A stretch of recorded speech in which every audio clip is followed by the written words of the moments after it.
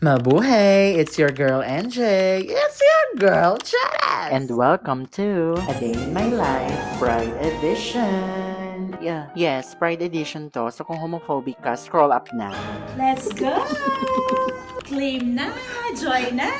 Perfect! Shout out sa'yo, Miss Bing. So ayan, kinuha lang namin ni Ayi yung race kit sa office. So unbox lang natin siya. Unbox, unpaper, envelope. Charas! So we have the race bib and then here's the singlet na very colorful. And then nahuli lang ng bigay but we also have the bandana. And then here comes the race day and maaga talaga tayong pumangon para dito. So hindi ko na dinala yung car kasi bakit pa? Baka wala akong maparkingan. Charas! Hindi naman traffic that day at on the dot naman tayo nakarating sa meeting place namin ni Ayi. So ayan, inaantay ko lang si Ayi dito and then dumating na rin siya in a while with her colorful outfit. Love it! Then pumasok lang kami dito sa Hello Munch na Arco and then iniwan lang namin yung gamit namin sa baggage counter and then that's Ayi and Frank. Natapos na sa 16 km and then kami ni Ayi dito naman sa 5 km. Ang daming LGBTQIA+ members and allies na dumalo talaga for today's video. Ang saya-saya, nakaka-happy, naniniwala na tuloy ako kay Eugene Domingo. Masaya pag may bakla. Dapat may bakla! So ayan, may drag queens, may mga paru-paro, may angel, and of course, kapag may angel, dapat may Diyosa din. Mali! Chares! And then may mga paru-paro ulit, pero mahihayin sila, dyan na sila sa gilid. Chares! And then of course, andito naman si Fairy Godmother. Chares!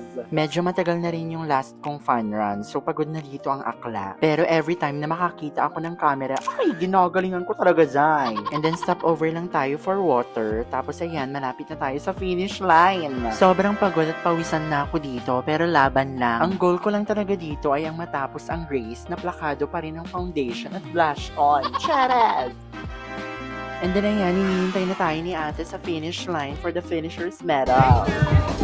Sailor munang atake ng mga medals at in fairness, iba-iba kami nang nakuha ni Ayi and Frank. After the run, of course, picturean for the content at para may ma-post. And then after ng picturean, pumunta lang kami dito sa may kuhaan ng mga loot bags. So dito kami sa may 5K ang loot bags. Sa Tangdaman, may banana, may water, may gamot, may lube! Gusto mo yon? After that, kinuha lang namin yung gamit namin and then nag-breakfast lang kami dito sa may Wendy's. So ayun, wala din yung ni Ran dahil nag-fries and burger ang mga babae pa. And then bumalik lang kami sa venue to take pictures. So ayan si Maggie, kasama rin namin si Miss Lily and then si Miss Bing and then yung WTWPH Run Club.